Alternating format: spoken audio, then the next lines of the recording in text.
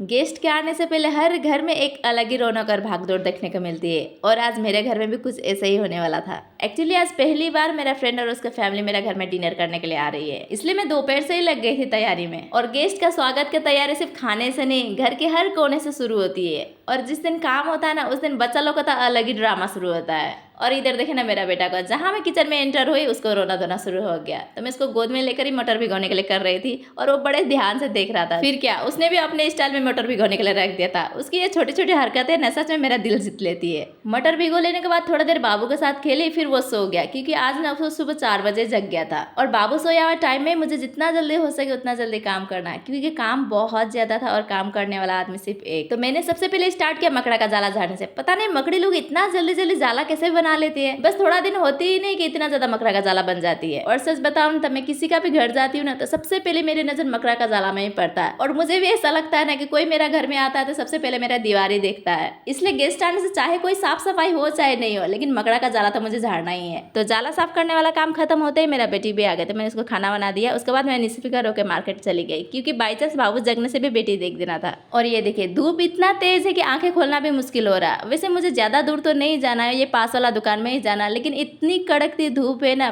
कि इस टाइम में पास वाला दुकान भी बहुत ज्यादा दूर लग रही थी। आज गेस्ट लोग के लिए मैं बना रही खीर पूरी सब्जी और अचार, तो इसलिए मैं आई यहाँ में दूध पनीर और नींबू लेने के लिए। जिसमें दूध और पनीर तो मुझे ये दुकान में मिल जाएगी, और नींबू भी पास में सब्जी वाला दुकान है उसमें मिल जाएगी। और जब इतना पास पास में ही दुकान है तो मैं क्या छाता लेके चलूं बोल के मैं छाता लेके नहीं आई। लेकिन ये मेरे सबसे बड़ी भूल थी, क्योंकि मैं पास वाला सब्जी का दुकान में जब नींबू लेने के लिए गई थी ना, तो सब्जियां तो लगी हुई थी लेकिन दुकानदारी गायब था। फिर इतनी कड़क थी धूप में मुझे दूसरा सब्जी का दुकान जो यहाँ से 5 मिनट दूर है वहां में जाना था। एक्चुअली वो लोग मेरा वीडियो का खीरा का अचार देखते थे तो वो लोग का खाने मन कर जाता था, इसलिए वो लोग बोले कुछ बनाइए चाहे नहीं बनाए, लेकिन खीरा का अचार जरूर बनाइएगा। अब इतना बोल देने के बाद चाहे जो भी हो, मुझे खीरा का अचार तो बनाना ही था। और खीरा का अचार में मोस्ट इंपॉर्टेंट है नींबू। नींबू का बिना तो खीरा का अचार बिल्कुल भी टेस्टी नहीं लगती, तो इसलिए मुझे नींबू लेने के लिए इतना धूप में यहाँ में आना पड़ा। और इतना कड़कती धूप में जब आइसक्रीम दिख जाए तो आदमी कैसे छोड़ सकता है। फिर मैंने ये भी पैक करा ली। उसके बाद मैं अपना घर का तरफ जा ही रही थी कि मुझे अचानक याद आया खीर में डालने के लिए तो इलायची ही नहीं है, तो मैंने वही बगल वाला दुकान से इलायची भी ली और अब मेरा मार्केट का काम खत्म हो गया।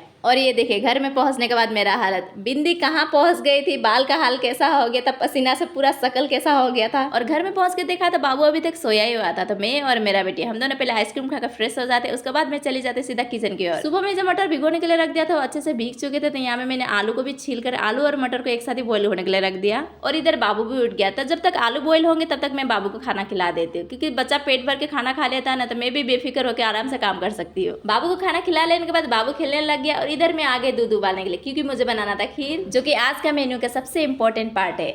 खीर पूरी ना बिहार में हर खुशी का माहौल में बनाया जाता है। जब कोई मेहमान आए तो खीर पूरी बनता है, जब कोई बेटी अपना ससुराल का ओर जाता है तो उसको खीर पूरी बना के भेजा जाता है, जब भी कोई खुशखबरी हो तब भी खीर पूरी बना के खिलाया जाता है, और कोई फेस्टिवल हो या फिर पूजा पाठ, यहाँ में तो खीर पूरी बनता ही है। मुझे ना खीर बनाना पहले नहीं आता था, मतलब पहले ऐसे दूध डाल देती थी, चावल डाल देती थी, चीनी डाल देती थी और इलायची कूट के डाल देती थी, ऐसे खीर बना लेती थी। लेकिन जब से मुझे एक सीक्रेट पता चला तब से मैं खीर इसी टाइप से बनाती हूँ। यकीन मानिए खीर बहुत ही टेस्टी बन के रेडी होता है। तो यहाँ में दूध उबलने के बाद मैंने चावल डाल दिए। ये चावल मैंने 2 घंटा पहले भिगोने के लिए रख दिया था। और इधर देखिए बाबू को, ये आज काम का दिन मुझे बहुत परेशान करने वाला है। दूसरा दिन भी परेशान करता है, लेकिन जिस दिन काम रहता है ना उस दिन तो इसको ज्यादा ही परेशान करना है। इसको ना स्टोर करने वाला बाल्टीन का साथ ही खेलना है। मेरे बाल्टीन को लेके आती थी और खाली वाला डिब्बा जो छोटा वाला बाल्टीन टाइप का रहता है उसको देती थी, लेकिन वो डिब्बा को फेंक देता है और बाल्टीन को ही लेके जाता है। अब उसके साथ ही लगे रहूंगी तो फिर काम में देरी हो जाएगा, तो मैंने भी छोड़ दिया। और यहाँ में खीर थोड़ी पक गई तो मैंने उसमें इलायची भी कूट के डाल दी। तब तक यहाँ में आलू का सीटी भी खुल गया था, तो मैंने आलू को भी निकाल के ठंडा होने के लिए रख दिया। कुकर को खाली करने के बाद मैंने उसको अच्छे से धो लिया। उसके बाद मैंने छोटा कटोरा से 1 कटोरा चना दाल को भी रख दिया।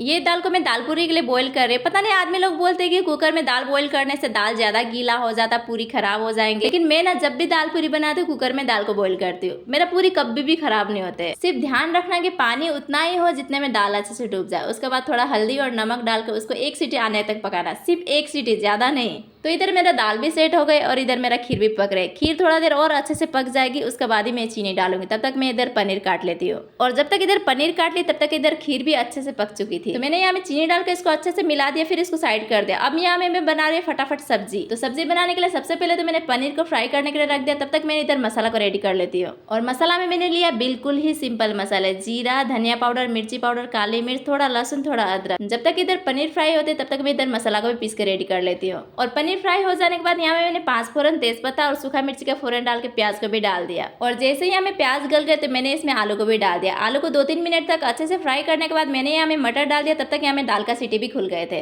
और ये देखिए दाल एकदम परफेक्ट पक के रेडी हुई है। ये दाल अगर गैस में पकी होती तो इतना पानी नहीं सोखा होता, लेकिन इसको मैंने इंडक्शन में चढ़ाया था और इंडक्शन में मैंने पहली बार दाल को पकाया था, तो इसका टेम्परेचर कितना डालना नहीं डालना हमको मालूम नहीं था, इसलिए ना दाल थोड़ा चिपचिपा सा हो गया। खैर कोई बात नहीं, इसको मैं पंखा में डाल दूंगी तो अच्छे से सूख जाएगा। तो इधर मैंने दाल को सूखने के लिए पंखा में रख दिया। अब इधर मैं सब्जी का काम भी कर रही थी। तो सब्जी में सबसे पहले मैं इधर नमक और हल्दी डाल ली। नमक और हल्दी डालने का कुछ देर बाद में तभी जो पीस के रखा हुआ था मसाला उसको भी डाल देती हूँ। साथ में एक बड़ी टमाटर को भी काट के डाल देती हूँ। और सब्जी का स्वाद बढ़ाने के लिए किचन क्वीन मसाला और मीट मसाला भी साथ में डाल ही देती हूँ। अब जब तक यहाँ में मसाला को भून रही हो तब तक यहाँ में दूसरा तरफ मैंने पानी को भी गर्म होने के लिए बैठा दिया है। गर्म पानी सब्जी में डालने से सब्जी का टेस्ट और ज्यादा बढ़ जाता है। यहाँ में मैंने मसाला को 3-4 मिनट तक हाई फ्लेम में अच्छे से भून लेने के बाद अब इसमें मैं पानी डाल देती हूँ। और इधर सब्जी बनाते बनाते ये देखिए मेरा बेटा का बदमाशी, इसको बार बार किचन में आकर हमको डिस्टर्ब करना ही है। एक्चुअली ये बाबू का फेवरेट बर्तन है। ये बर्तन में मैंने दाल सूखने के लिए डाल दिया था, लेकिन ये बर्तन इसको अब भी का भी चाहिए, तो मैंने इसको खाली करके दे दिया। और इधर सब्जी में उबाल आ चुके थे तो मैंने यहाँ में पनीर को भी डाल दिया और साथ में थोड़े कस्तूरी मेथी को भी डाल के उसको ढक दिया। अब यहाँ में सब्जी भी बन चुकी थी, दाल भी बॉईल हो चुके थे, खीर भी बन चुकी थी। अब सिर्फ आटा गूंद के पूरी बनाना बाकी था। और पूरी तो गर्मा गर्म ही अच्छा लगता है ना, तो मैंने सोचा पहले फ्रेश हो जाती हूँ, फ्रेश होकर दिया हुआ जला लेती हूँ, उसके बाद आके पूरी बना लूंगी। लेकिन ये मेरा सबसे बड़ी गलती थी। गर्मी इतना ज्यादा थी ना कि पसीना से पूरा लथपथ हो गए थे। पहले तो मैं नहा ली, उसके बाद दिया जला ही रही थी कि मेरा गेस्ट आ चुके थे। और हड़बड़ी के चक्कर में खीर का मेन काम तो मैं करना भूल ही गए थे, वो था छोका लगाना। खीर बन जाने के बाद में ना घी में काजू बादाम को अच्छे से फ्राई करके खीर को छोका लगा देने से खीर का टेस्ट और भी ज्यादा बढ़ जाता है। और छोका लगाते टाइम में ना मैंने देखा खीर तो पूरा सूख चुके थे, तो मैंने यहाँ में दूध डाल के उसको गर्म किया, तब जाके खीर ठीक हुआ। खीर के काम खत्म हो चुके थे तो मैंने फटाफट आटा गूंद के पूरियां भी बना ली और साथ में खीरा का अचार भी बना ली। एक्चुअली गेस्ट लोग तो 4 जन आने वाले थे, लेकिन अभी 2 जन ही आए हुए, क्योंकि ये लोग को ना खाना वाना खा के बहुत दूर जाना था। इसलिए पहले तो मैंने वो लोग के लिए जल्दी जल्दी सर्व कर दिया और वो लोग खा पी के आराम से चले गए थे, तो मैंने हम लोग के लिए भी खाना निकाल लिया। और हड़बड़ी का चक्कर में मैं वो लोग को ये स्पेशल खटमिठी देना ही भूल गई। ये ना मेरा ननद का भेजा हुआ खटमिठी, ये जितना ज्यादा स्पाइस है ना उतना ही ज्यादा टेस्टी है। आज का मेन्यू में तो इसने 4 चांदी लगा दी। और दिन में 4 बार भी नहाने से ना मेरा हालत गर्मी से वैसा ही होने वाला था। मैं और मेरा फ्रेंड ना छत में चले गए थे खाना खाने के लिए। और खाना खा के जैसे नीचे आए तो ये देखिए मेरा हस्बैंड ठंडी ठंडी ड्यू लेके आ चुके थे। इतना गर्मी में ठंडी ठंडी ड्यू पीने का तो मजा ही कुछ और है। उसके बाद ना हम लोगों ने काफी सारे बातें की और बातें करते करते कैसे 10 बज गए पता ही नहीं चला। फिर वो लोग का घर जाने के भी टाइम आ गए। तो आज के लिए इतना ही, अब मिलते हैं नेक्स्ट वीडियो में, तब तक के लिए बाय बाय।